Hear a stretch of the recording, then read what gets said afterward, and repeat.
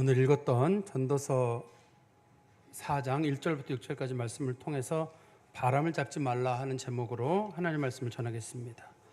우리가 성경책을 보면 대부분 성경책들은 매우 긍정적인 내용들이 많아요. 우리 목회자들도 성도들에게 긍정적인 마음을 가지라고 하고 믿음으로 살라고 하는 얘기들을 많이 합니다만 간혹 그 긍정적인 얘기들이 사람들로 하여금 너무 마음을 들뜨게 만들 때가 있어요. 그럴 때 이 전도서 말씀은 찬물을 탁 우리에게 끼얹습니다. 정신 차려라. 인생의 현실이란 이런 것이다 라고 얘기를 하거든요. 그래서 이 믿음의 긍정성이라고 하는 거랑 그 다음에 동시에 이렇게 이 전도서의 현실성이라고 하는 것 자체가 두 개가 잘 조화를 이루어야지 그게 온전한 신앙인이에요. 뭐 할 수 있다, 한다, 잘 된다 이렇게 스스로 마인드 컨트롤을 하는 그런 게 복음은 아니거든요. 복음은 인생에 있는 문제를 그대로 바라보는 것 자체가 복음이라고 할 수 있을 것 같습니다. 사실 우리들도 우리 주변에 있는 분들을 보면 고통을 겪는 사람들이 많습니다. 이제 예를 들어서 국가적인 어떤 고통을 겪는 분도 계실 거고, 또 질병이나 이런 것들로 인해서 몸이 아프신 분들, 또 사람 관계나 이런 것들에서 어려움 겪는 분들, 여러 가지 어려움들이 많이 있습니다. 어떤 분들은 저는 지금까지 어려움이 없었고 앞으로도 없을 것 같습니다 라고 이렇게 자신의 미래를 낙관적으로 보시는 분들이 계실 텐데요. 실제로 그렇지만 사람의 인생에 가면, 끝에 가면 다 힘듭니다. 노년이라고 하는 게 우리에게 걸려 있고, 그때 되면 외로워요. 질병이 자연스럽게 누구에게나 찾아오게 되고, 또 상당수의 사람들은 가난도 거기에 찾아오게 되고, 또 마음의 여러 가지 고통들도 동시에 다가오기 때문에 현재는 내가 고통이 없고 살만한다 할지라도 노년이 되면 될수록 우리들에게는 이 현실적인 문제들, 고통의 문제들이 누군가에게나 다 동시에 다가오는 일일 겁니다. 그런데 우리의 한 가지 고민이 뭐냐면, 하나님께서 우리가 죄 때문에 우리에게 어려움을 주셨다고는 하시지만, 고난을 주셨다고는 하시는데, 왜 선하신 하나님께서 세상을 이렇게 만드셨을까? 약간의 고통, 약간의 고난 정도는 뭐 우리가 이해될 수 있다고 하지만, 누군가에게는 심각한 정도의 고통과 악이 있는 경우가 있거든요. 왜 사랑이 많으신 하나님께서 그렇게 하시는 것일까? 어떤 분들은 그렇게 부정적인 면을 보지 말고 하나님이 하신 일의 긍정적인 면을 봐라. 인생이 얼마나 아름답고 인생이 얼마나 희망차냐 이렇게 말씀하시겠습니다만, 사실 인생이 꼭 아름다운 면만 보면 아름답습니다만, 인간의 면면의 깊은 부분을 들어가 보면 인생이 꼭 그렇게 아름다운 것만은 아닙니다. 또 어떤 분들은 이런 얘기를 하거든요. 인생은 마음 먹기 나름이다. 마음을 어떻게 먹느냐에 따라서 인생이 달라진다고 하는데 꼭 그렇지도 않아요. 마음 먹어서 달라질 일이 있고, 마음을 100번, 1000번 먹어도 안 달라질 일이 있어요. 우리 인생에는요.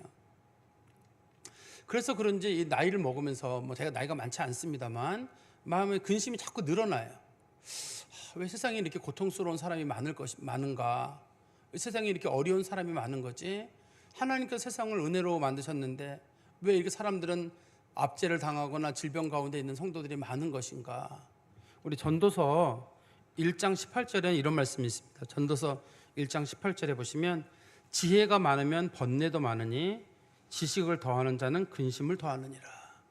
아마 사람이 나이가 많아지고 또 이렇게 세상에 대한 견문이 넓어지면 넓어질수록 세상의 아픈 부분을 많이 보게 되는 것 같아요. 전 세계에서 굶주림에 시달리는 사람이 20억 명 이상입니다. 하루 한 끼 음식을 제대로 먹지 못해서 굶주리는 사람이 20억이나 돼요. 굶어 죽는 사람 1년에 5천만 명 이상입니다. 우리가 아이를 낳겠다고 사람들이 막 했습니다만, 낙태로 죽는 아이들이 세계 통계 자료에 보면, 월드 미터 쓴 거 거기에 보면 1년에 한 1억 정도가 낙태로 죽거든요. 아이들이요. 굉장히 많은 사람들이 죽습니다. 그러니까 우리가 어떤 문제를 이렇게 쉽게 보면 인생은 살만하고 좋고 이런데, 막상 그 속에 깊은 부분에 들어가 보면 사람들 중에 어려움 겪는 사람들이 굉장히 많거든요. 근데 또 한 가지, 아까도 말씀드린 그 고민이 다가오는데, 인생이 여러 번이면 이번 인생은 좀 힘들더라도 다음 인생은 좀 잘 살면 되는데, 인생이 딱 한 번이잖아요. 또 인생이 좀 길어서 지금은 좀 힘들어도 나중엔 좀 잘 되지 그러면 좋은데, 인생이 또 짧아요. 짧은 인생 가운데서 우리가 질병도 앓고 외로움과 고통 가운데 살아가기 때문에, 이게 원칙적으로는 하나님께서 죄 때문에 주신 거라는 것을 알고 있으면서도 불구하고 그래도 하나님이라고 하는 분은 사랑이시고 하나님은 살아계신데 왜 이런 게 우리에게 있는가 하는 문제 때문에 더 고통스러워요. 또 이런 문제도 우리를 힘들게 만드는데요. 죄 때문이라고 치면 왜 누구는 고통스럽고 누구는 고통스럽지 않냐는 거예요. 정말 어떤 사람들은 같은 인생을 살아가는데 정말 힘겹고 심각한 고난과 치열한 어떤 아까운 노출돼 살아가는 사람이 있고, 어떤 사람은 견딜만한 일들을 겪으면서 살아가는 사람도 있잖아요. 견딜만한 정도의 어려움을 겪는 분들도 계시거든요. 그래서 우리가 이 인간을 보면 볼수록 좀 더 마음에 갈등이 생기게 됩니다.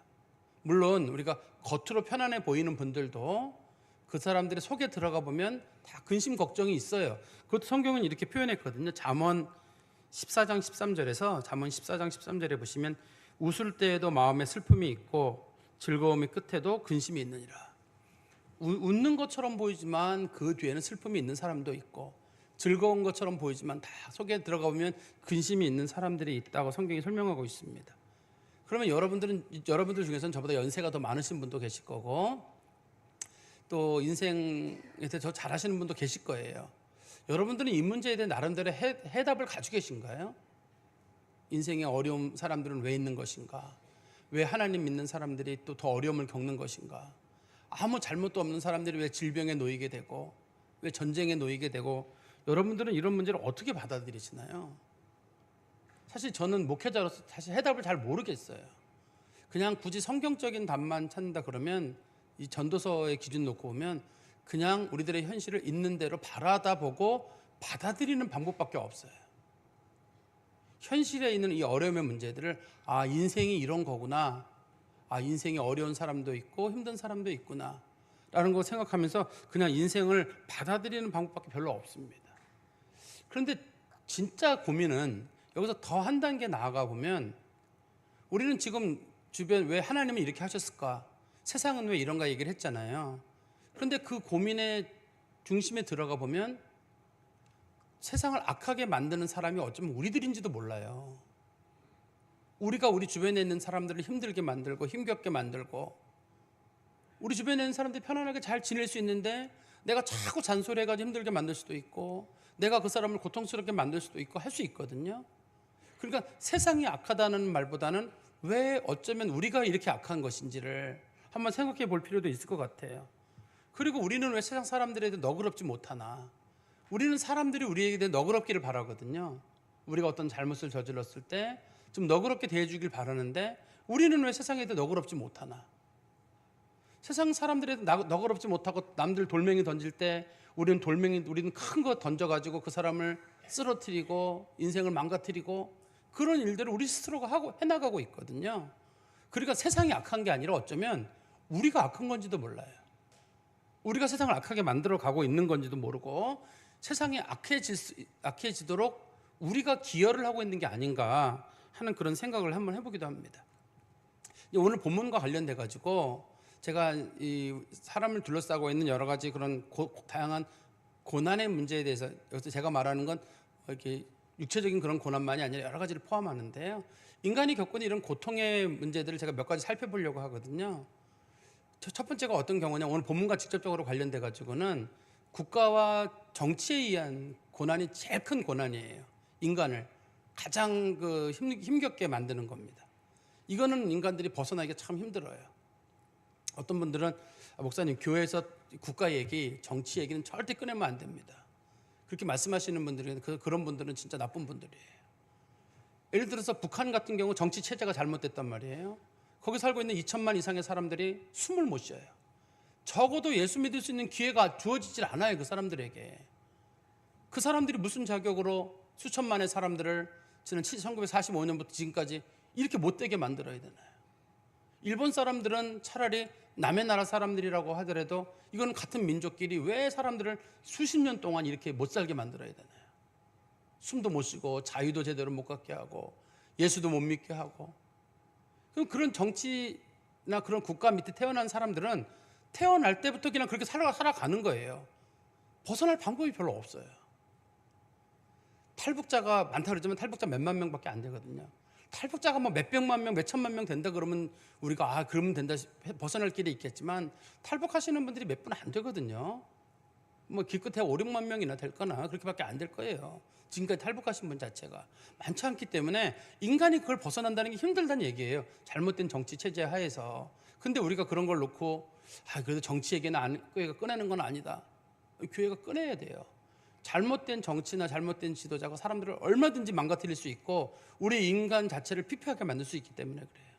두 번째가 인간에게 주어지는 고통 중에 하나가 질병에 관련된 것들이에요. 질병은 두 가지가 있습니다. 하나는 내가 살아가면서 후천적으로 얻어지는 질병이 있을 수가 있거든요. 병에 걸리거나 암에 걸리거나 뭐 이렇게 아파가는 거, 그런 과정이 하나가 있고, 하나는 선천적인 그런 질병을 가지고 태어나는 사람들, 몸이 약한 사람들인데, 제 생각할 때는 선천적인 분들이 더 안쓰러워요. 후천적인 분들은 내가 뭐 암이 걸리거나 그래도 건강했던 날들이 있잖아요. 그동안에 또 그동안 누렸던 것들도 있고, 그래서 좀 아파도 인생에는 뭐 좋은 날도 있고 나쁜 날도 있지 않겠어요? 학교 간다고 우리가 마음을 추스르면 되는 문제지만, 어떤 분들은 태어날 때부터 중증 장애를 가지고 태어나서 눈이 안 보여요. 귀도 안 보이고 귀도 안 들리고 지적 능력이 굉장히 낮아요. 그런 사람들이 인류 중에 장애라는 이름으로 있는 사람이 한 10분의 1은 될 겁니다. 그렇게 많은 사람들인데 그 사람들만 힘든 게 아니라 그 사람들의 부모들, 가족들이 그 짐을 고스란히 안고 갑니다. 그래서 그 사람들은 너무 중증 장애를 앓고 있기 때문에 우리가 볼 수 있는 자연의 환경의 변화, 계절의 변화, 꽃이 피고 뭐 아름답고 병이 걸리고 안 걸리고 이런 걸 몰라요. 워낙 장애를 심각하게 안고 태어나시는 분들이기 때문에 그것도 인간에게 주어진 고통의 한 면일 거예요. 또 한 가지 고통의 면은 사람들의 관계로 인한 것들입니다. 그냥 아무것도 아니에요, 어떻게 보면. 그런데 내가 속한 그 단체나 혹은 그 기관에 내가 들어갔다는 이유만으로 고통을 겪는 겁니다. 최근에 우리 학생들 같은 경우 보면 같은 학교에 다니는데 같은 학교 다니는 학생들이 갑자기 그 여학생을 끌고 와가지고 때리고 성폭행을 해버렸어요. 그걸 어떻게 해결을 해야 되나, 이 문제를. 어떤 애들이 아이들을 돈을 지속적으로 뺏고 때리고, 걔가 잘못한 게 뭐가 있어요? 그냥 그 학교 다닌다는 것 뿐인데. 어떤 분들은 그런 얘기를 하거든요. 뭐 나름대로도 자기도 책임이 있지 않느냐, 꼭 돈 뺏기는 애들은 책임이 있고 그렇게 당한 애들은 책임이 있다, 이런 식으로 말하는 분들 제가 봤거든요. 어른들 중에서도 매우 성숙하지 못하고 문제 많은 분들인데, 그냥 아이들이 어느 학교를 다닌다는 이유로 그 친구한테 그냥 당하는 거예요. 돈을 뺏기고 매를 맞고 폭행을 당하는 일들이 생기게 되고, 또 어떤 사람들은 직장 생활을 하는데 직장 상사가 그냥 이상하게 안 맞는 거예요.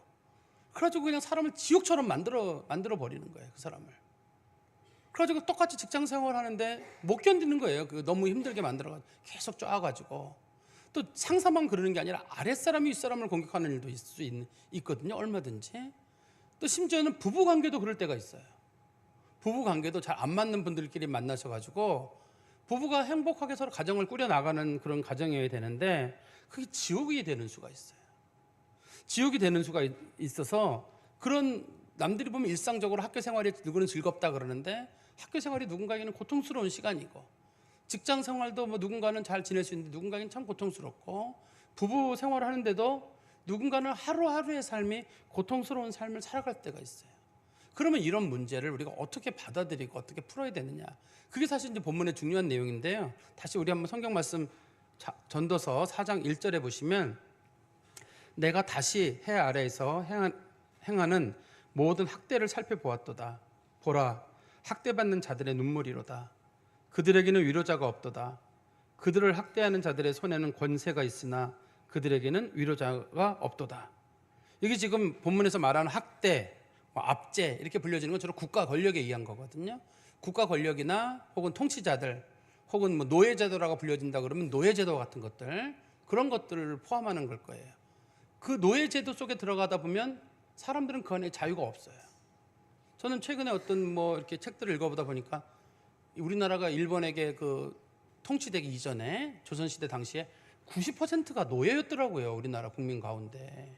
여러분들은 전부 양반집 자식들이죠? 아마 저만 노예일 거예요.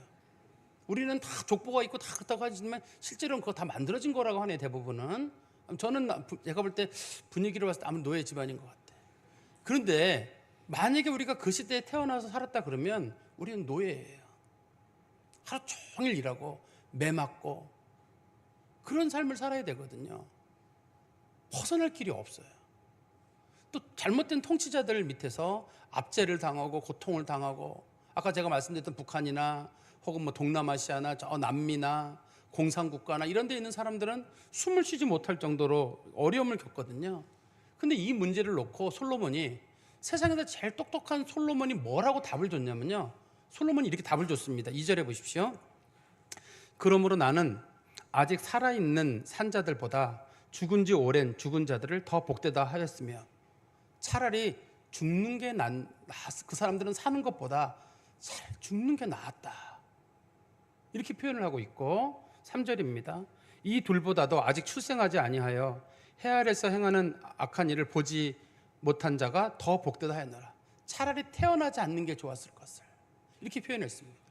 그러니까 인생에는 긍정적으로 뭔가를 바라볼 수 있는 사람이 있는가 하면, 현실의 문제에 들어가서 보면 정말 너무너무 고통스러운 사람들, 압제를 당하고 고통을 당하고 이렇게 사람들이 평생 살다 죽어가는 사람들을 보면서 솔로몬이 생각하기를, 저 사람들은 태어나지 않았으면 좋았을 것을, 태어나지 않았으면 좋았을 것을, 저 사람은 살기보다는 차라리 빨리 죽었으면 좋았을 것을, 왜 하나님은 저런 사람들을 살려주시는 것일까?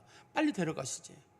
차라리 저런 사람들은 살지 않도록 차라리 세상의 빛을 보지 말게 하지. 왜 저렇게 인간을 고통스럽게 하나님 만드시는 것인가? 이 문제에 대해서 욥도 똑같은 고민을 했어요. 욥기 3장 11절에 보시면 욥도 똑같은 고민을 했는데요, 욥기 3장 11절입니다. 어찌하여 내가 태에서 죽어 나오지 아니하였던가? 어찌하여 내 어머니가 해산할 때에 내가 숨지지 아니하였던가? 내가 태어나다가 중간에 사산했으면, 죽었으면 좋았을 것을. 그런데 이 욥이라고 하는 사람, 여러분 잘 아시는 대로 욥이 동방의 제일 부자였었거든요. 자식이 10명이고 가장 부유한 사람이고 몸도 건강한 사람이고 사람 관계가 두루 좋았습니다. 근데 그 사람이 재산을 하룻밤 사이에 잃었어요. 그때 욥이 어떻게 마음을 추스렀냐면, 빈손으로 왔다 빈손으로 가는 길이잖아요. 빈손으로 왔다 빈손으로 가는 길에 뭐 이거 하나님께서 가져가셨다고 내가 원망할 것도 없다. 자식도 재물도 어차피 다 빈손으로 왔던 거 아니에요. 그리고 마음을 추스렀단 말이에요. 두 번째는 건강을 잃었어요. 그의 아내가 얘기하기를, 여보 하나님 저주하고 죽어요. 어떻게 그렇게 몸이 그렇게 고통스러운데도 그렇게 신앙을 지키려고 합니까? 욥이 말하기를, 이 사람아, 사람이 건강할 때도 있고 아플 때도 있는 거지, 어떻게 평생 건강하게만 사는가? 그동안 내가 건강했으면 이제 아플 때도 있어야 되는 거 아닌가 하고, 욥이 또 욥의 아내를 설득하면서 얘기를 잘했어요.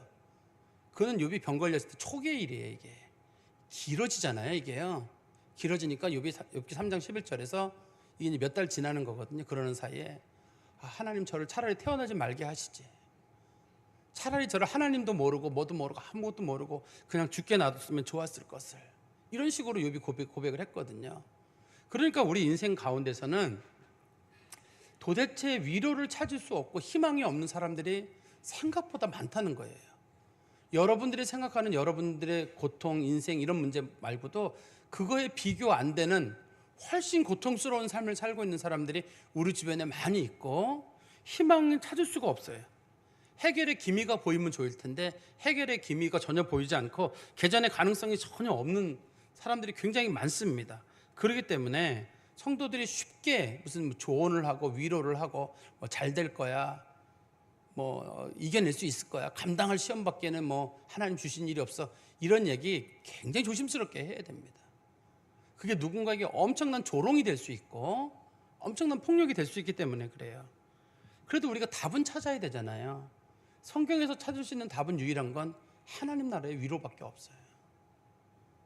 그 요한계시록 여러분 기록될 당시에 순교의 시대였거든요. 가족들이 다 죽어가는 판입니다. 예수 믿는다는 이유로 이렇게 맞아 죽고 목 베어 죽고 불에 타서 죽고, 예수 믿는 사람들이 그렇게 많이 죽었거든요. 그때 하나님이 그들에게 주신 말씀은 뭐냐면, 하늘의 위로를 삼아라. 신실하신 하나님께서 하늘나라를 준비하고 계시니 이 세상에서는 너희들에겐 도무지 위로가 없다. 그런데 이 사람들이 신앙생활 너무 잘하던 사람들이에요. 목숨 바쳐 신앙생활 잘했던 가족들이 이렇게 하나님 앞에 죽어갈 때 하나님께서, 얘들아 세상 가운데 희망이 없어도 괜찮다, 세상 가운데 즐거움이 없어도 괜찮으니 하나님 나라를 바라보며 살아라, 이렇게 하나님이 주신 게 요한계시록이에요. 그게요. 저는 생각하기를 하나님이 우리에게 인생에게 주신 가장 큰 복이 인생을 짧게 만드셨다는 거예요. 인생이 생각보다 길기도 합니다만 생각보다 짧아요. 그래서 제가 좀 하다가 몸이 좀 이렇게 어디 아프다 그럴 때도 이렇게 뭐 나이 먹으면 몸이 아파지잖아요. 생각하기를 2, 30년만 잘 버티면 이제 어차피 갈 건데 뭐 그런 생각이 있어가지고 별로 이렇게 그 걱정이 안 돼. 뭐 치료하고 막 그러라 그래도 2, 30년만 잘 버티면 어차피 갈 건데 뭐. 근데 하나님께서 뜻밖의 저한테 무두셀라 같이 살게 해주셨다. 969세다. 그러면 그 병 아픈 상태로 한 900년은 가야 되는 거 아니에요. 무두셀라가 아무튼 벌 받은 사람이에요. 그 사람이 생각해 보면 그 사람이 벌 받은 사람이고 우리가 짧게 살다 가는 게 하나님이 우리에게 주신 복이 아닌가 하는 생각도 들어요. 그런데 저는 여기서 방향을 확 틀어가지고 우리는 세상이 악하다고 말을 합니다만 우리가 책임져야 될 세상이 악해지는 거에 대해서 우리가 책임져야 될 부분은 없을까 하는 거예요. 예를 들어서 요즘 시대에 고부간의 갈등이 심하다 할 때 고부간의 갈등이 심하다는 건 객관적인 삼자의 문제잖아요. 근데 내가 정말 못된 시어머니여가지고 내가 며느리를 지옥으로 만드는 게 아닐까? 아니면 내가 못된 며느리여가지고 내가 시어머니를 지옥으로 만들 수도 있거든요. 그럴 수가 있잖아요. 정말 내가 못된 사람이에요. 그래가지고 내가 내 남편을 지옥으로 만들 수도 있어요. 우리 가정을. 내가 막 내 마음대로 하려고 그러고 내 마음대로 뭐 하려고 그러고 소리 지르고 폭력을 행사해가지고 그런 일을 향해서 지옥을 만들 수도 있거든요. 직장도 마찬가지잖아요. 직장도 내가 내 마음대로 해가지고 직장 생활에 내 밑에 있는 부하 직원들을 지옥으로 만들 수도 있고 내가 조금 헌신하고 희생하면서 천국으로 만들 수도 있고 내가 내 가정을 통해서 즐겁고 행복한 가정을 만들 수도 있고 내가 내 며느리, 내 시어머니를 최고의 시어머니, 최고의 며느리로 만들 수도 있어요, 이게. 근데 우리는 요즘 시대가 문제야 그런데 나는 고칠 마음이 없어가지고 나는 고칠 마음이 없고 나는 여전히 나쁜 사람으로 그대로 남아있으면서 그냥 우리 말만 하기를 세상이 바뀌어야 돼. 세상이 개혁돼야 돼. 그러는데 나는 절대 고치려고 하는 마음이 별로 없는 게 아닌가. 우리가 적어도 뭐 인류 변화, 세계 평화 이런 건 둘째치더라도 적어도 우리 주변에 있는 사람들만이라도 우리 때문에 행복하게 만들어야 되는 거 아닐까요? 내 가족, 내 자녀들 적어도 내 아내와 내 남편은 내가 행복하게 만들어야지 내가 그리스도인이게 온전한 그리스도인인 거지 내가 이 사람들을 지옥처럼 만들어가지고 아무리 무슨 종교가 어쩌고 사상이 어쩌고 그런 거를 이유로 지옥을 만들어서 해야 되겠어요 그게요? 교회도 마찬가지죠. 교회도 즐겁게 신앙생활하러 다 와 있는 곳인데 여기서 누군가에게 말을 심하게 하고 막 눈을 야리고 해가지고 누군가가 신앙생활하는 게 굉장히 불쾌하고 즐겁지가 않고 그런다 그러면 그게 정상적인 그리스도인이겠어요? 인생은 누가 괴롭히지 않아도 인생 힘들어요. 근데 사람들이 조그만 돌멩이를 하나씩 얹혀놓는 거예요 그 사람 위에다가. 그러면서 나는 조그만 돌멩이 하나 얹었다고 생각하는데 그 조그만 돌멩이 하나가 그 사람을 쓰러지게 만들 수도 있잖아요. 내가 던지는 말 몇 마디 때문에 누군가가 고통스럽게 할 수도 있고 내가 째려보는 그 눈빛 하나 때문에 누군가가 교회를 다니기 싫어가지고 영원히 교회를 떠날 수도 있는 거 아니겠어요? 또 내가 조금만 희생하면 내 가정이 충분히 행복해질 수 있는데 우리가 지옥을 만들어 가면서 지옥 같은 삶을 우리 주변에 있는 사람들이 지옥 같은 삶을 살도록 우리가 만들어 가면서 우리는 도리어 하나님이 왜 세상을 이렇게 만드셨습니까? 라고 도리어 우리가 하나님을 원망하는 것이 아닌가 하는 생각이 들어요. 우리 아까 읽었던 그 전도서 4장 1절에 보면 학대하는 사람들 나오잖아요. 하나님의 형상으로 만들어진 사람들을 학대하는 거, 그다음에 사람들을 죽이는 거, 이거 반드시 벌을 받습니다, 여러분. 어떤 분들은 목사님 우리 예수님 피로 다 용서함 받는 거 아닌가요? 예수님 피로 우리가 구원에 이르는 거랑 용서함을 받는 건 별개의 문제예요. 이게 죄와 죄책이 두 개가 구분이 돼가지고 우리는 예수 믿어서 죄와 사망으로부터 벗어나서 영생에 이르는 사람들입니다만 하나님은 사람이 지은 죄에 대해 대가를 치르게 하시거든요. 그게 하나님의 공의예요, 원칙적으로. 어떤 분들은 하나님 다 용서하지. 그렇지 않습니다. 하나님이 때로는 우리가 지은 죄에 대해서 회개하고 하나님 앞에 무릎 꿇으면 가볍게 해주시는 일은 있습니다만 사람이 사람에게 함부로 한 것에 대해서는 대가를 받아요. 내가 남에게 함부로 한 말, 그거 그냥 허공에 흩어지고 마나요? 하나님 잘못했습니다, 용서해 주세요. 끝나나요? 그 사람은 죽을 지경인데 그게 없어진다고요? 내가 칼로 다 누구를 죽이고 내가 누구를 평생을 학대하고 예수 못 믿게 하고 괴롭힌 거, 그게 그냥 지나간다고요? 그럼 하나님의 정의와 공의가 어디 있게요? 하나님이 정의 하나님이 공의 하나님인데 하나님이 그걸 그냥 두신다고? 절대 그냥 두지 않습니다. 이거는 독재자 문제, 여기 본문에서는 주로 독재자 문제입니다만, 독재자나 학대를 하는 사람뿐만 아니라 우리가 우리 주변에 있는 사람들에게 함부로 하고 지옥을 만들어 간다 그러면 그것도 우리들이 져야 될 짐이에요. 내가 왜 같은 시대를 살아가는 내 가족들, 같은 시대를 살아가는 동료들, 성도들, 그 사람들을 내가 인생을 힘겹게 만들 수 있는 권리가 내게 어디 있어요? 그 사람을 째려볼 권리가 제게 어디 있습니까? 그 사람에게 말 함부로 할 수 있는 권한이 제게 어디 있어요? 내가 무슨 권한으로 그 사람의 인생을 쥐락펴락하고 그 사람의 인생을 불쾌하게 만들고 그 사람을 두렵게 만들고 마음 쪼그라들게 만들고, 내가 그런 권한이 어디 있어요? 그거 하나님이 안 보시나요? 다 보시죠. 하나님께서 선을 행한 자들에게는 하나님께서 선에 합당한 은혜를 주시고, 악을 행하는 자들에 대해서는 하나님의 악에 대해서 갚으시는 게 하나님의 공이거든요. 세상을 바꿀 수 있는 방법은 뭐냐면 그리스도인이 그리스도인답게 되는 거예요. 그리스도인이 그리스도인답게 되면 교회가 교회다워질 거고, 그리스도인이 가정에서 그리스도인다우면 가정이 가정다워질 거예요. 부부가 부부다워질 거거든요. 내가 그리스도의 성령으로 새롭게 되거나 내가 변화되지 않으면서 세상이 바뀌기를 바라고, 내가 안 바뀌는데 세상이 어떻게 바뀌어요? 내가 바뀌는 건 쉬운 일이거든요. 내가 그리스도인이 되는 건 쉬운 일인데 세상을 바꾸는 건 힘든 일인데, 내가 모여서 우리가 되고 우리가 모여서 성도가 되고 교회가 되면 세상을 바꾸는 일은 전 충분히 할 수 있다고 생각합니다. 적어도 우리가 세상을 변화시키지는 못하더라도 우리가 세상을 악화시키는 일은 우리 그리스도인들이 하지 않아야 된다, 저는 그런 생각을 합니다. 그리고 4절입니다. 내가 또 본즉 사람의 모든 수고와 모든 재주로 말미암아 이웃에게 시기를 받으니 이것도 헛되어 바람을 잡는 것이로다. 인생에는요, 한 가지를 얻으면 한 가지를 잃을 수도 있어야 됩니다. 여기 보면은 어떤 사람이 재주가 많아요. 그래서 높은 자리까지 올라갔어요. 높은 자리에 올라가면 대신에 욕도 같이 먹어야 됩니다. 높은 자리에 올라가고 칭찬도 받는다, 그런 건 없어요. 한번 여러분 보세요. 대통령 다 윤석열이라고 부르잖아요. 문재인이라고 부르잖아요. 그 사람들이 사회적으로 다 뭐 명망 있고 열심히 살던 사람들일 거거든요. 높은 자리에 올라가면 이제부터 윤석열이에요. 그건 다 문재인이에요, 다들. 높은 자리에 올라가면 그만큼 욕을 먹을 수 있어야 되거든요, 사람이라고 하는 건. 그러니까 근데 내가 높은 자리에 올라가면서 칭찬도 받는다, 그런 일은 없어요. 또 여기 본문에 보면 시기와 질투가 따라가기 때문에 내가 사회적으로 성공했다, 나를 사랑하는 소수의 사람들을 빼놓고 나머지는 다 시기 질투를 하거든요. 그래서 내가 사람들한테 미움받을 일도 충분히 있을 수가 있어요. 그러면 내가 미움받지 않는 방법은 안 올라가는 거예요. 적당선에 멈출 줄 아는 거예요. 적당선에 멈추면 크게 시기와 질투가 없어요, 사람들이. 근데 어떤 분들은 난 아예 아무것도 안 하겠다, 아무것도 안 하는 분들이 있거든요. 높은 자리에도 안 올라가고 거의 바닥에만 있는 분들이 있어요. 그럼 삶이 비참해져요, 그런 경우는. 그러니까 인생에는 뭔가 한 가지를 얻으면 한 가지를 놓치는 게 있습니다. 우리 한번 5절의 말씀해 보세요. 우매자는 팔짱을 끼고 있으면서 자기의 몸만 축내는도다. 4절에 말하는 사람은 부지런한 사람이고 재주가 많은 사람이거든요. 근데 그 사람은 열심히 살았어요. 열심히 살면 욕도 같이 먹습니다.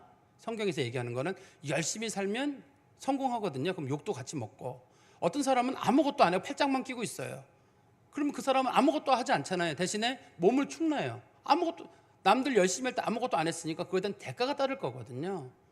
아무것도 안 하는 사람들은 하나같이 입만 열어서 일을 하게 되거든요. 아무것도 하지 않는 사람들은, 이 본문에서는 몸을 축낸다고 하는데, 몸을 축낸다는 말이 본문의 뜻은 자기 살을 먹는다는 뜻이에요. 결과적으로 아무것도 하지 않는 사람들은, 그 사람들은 말로 다 까먹으면서 결과적으로 자기를 죽이는 일을 하게 됩니다. 근데 아무것도 하지 않는 사람들의 특징은 뭐냐면, 어떤 일을 할 때 제일 쉬운 방법을 택하게 되는 거예요. 제일 쉬운 방법은 뭐냐면 비판만 하면 돼요. 예를 들어 성가대가 노래를 불렀어요. 임마누엘 찬양대가 노래를 불렀는데, 성가대 하시는 분들은 시간을 내서 1시간 전에 와서 끝나고 나고 또 연습을 하고 계속 합니다. 근데 아무것도 안 하고 팔짱을 딱 끼고 있는 사람들은 선거대 저 맨 뒤에 앉은 사람 그 남자 목소리 너무 큰데 누군지 알 거예요 그분. 이제 막 이러면서 내가 가면 저 정도는 아닐 텐데 비판하는 거지만 그 자리에 가서 거기서 연습하고 거기 서 있는 거 힘든 일이에요. 근데 아무것도 안 하는 사람은 하나같이 팔짱을 끼고 있거든요. 그래서 우리가 교회에서 국수를 한다 할 때도 국수가 짜고 국수가 맵고 뭐 국수가 어쩌고 말은 쉽죠. 말하는 게 왜 어려워요? 이번에 누가 있어 이거 몇 여전도회야 몇 남전도회야. 그런데 그거 말은 쉬워요.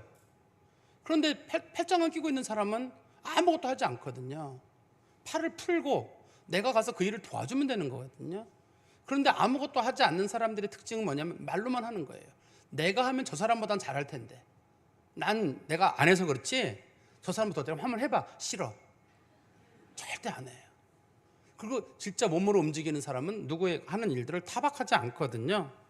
그러니까 우리 그리스도인들은 이렇게 뭔가 하나를 얻으면 한가를 잃는 게 있는 것처럼 내가 성공을 하게 되면 그만큼 사람들의 인심을 잃는 수가 생기게 되고 내가 아무것도 안 하고 빈궁하게 되면 나중에 젊어서 놀았단 얘기예요. 젊어서 놀으면 노년 내내 괴로움을 겪는 일도 사람들에게 있을 수 있는 일입니다.